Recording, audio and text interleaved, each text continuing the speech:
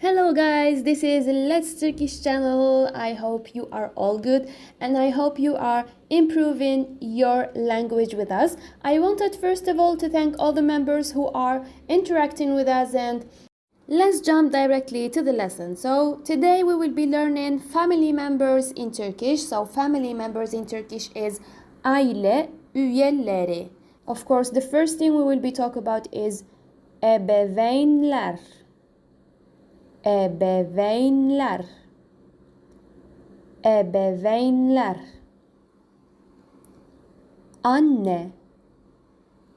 Anne. Anne. Anne. Baba. Baba. Baba. Baba. Çocuklar. Çocuklar. Çocuklar. Çocuklar. Oğul. Oğul. Oğul. Kız. Evlat. Kız. Evlat. Kız evlat. Kız evlat. Kadın eş. Kadın eş. Kadın eş. Kadın eş. Koca. Koca. And if you want to say, for example, my husband, kocam, you just add the possessive suffix. Erkek kardeş. Erkek kardeş. Erkek kardeş. Erkek kardeş. Kız kardeş. Kız kardeş. Kız kardeş. Büyük ebeveynler. Büyük ebeveynler. Büyük ebeveynler. Büyük ebeveynler. Büyük baba. Büyük baba. Büyük baba. Büyük baba. Büyük anne. Büyük anne. Büyük anne. Büyük anne.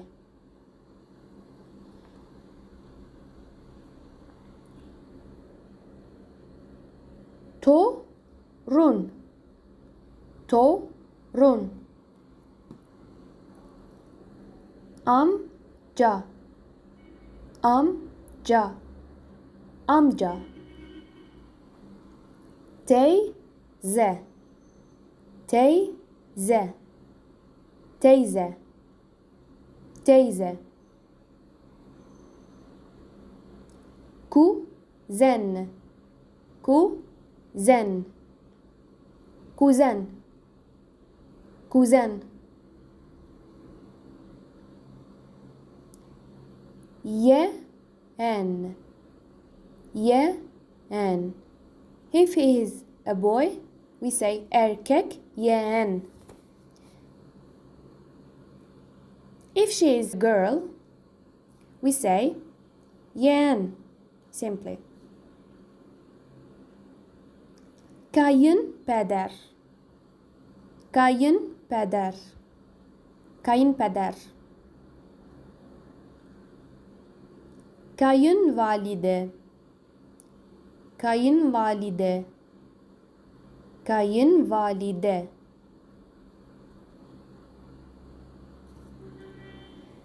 Damat. Damat. Damat. Damat. Gelin. Gelin. Gelin. Gelin. Or the bride. Gelin. Kayınbirader. Kayınbirader. Kayınbirader. Kayınbirader. baldız, baldız, baldız, baldız.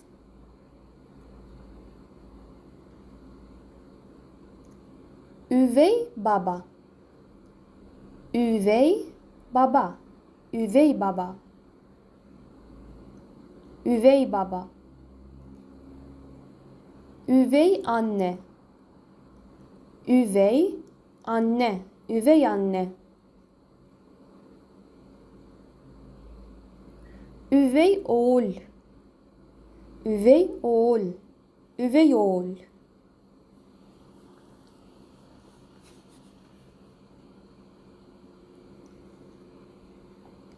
Üvey kız, üvey kız, üvey kız, üvey kız.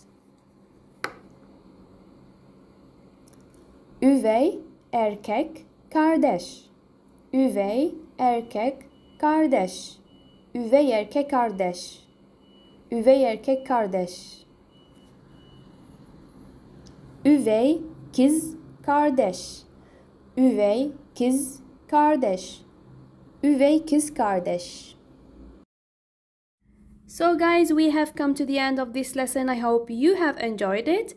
Don't forget to subscribe, turn on the bell to get our notifications on time. You can always join our group on Facebook, Let's Turkish.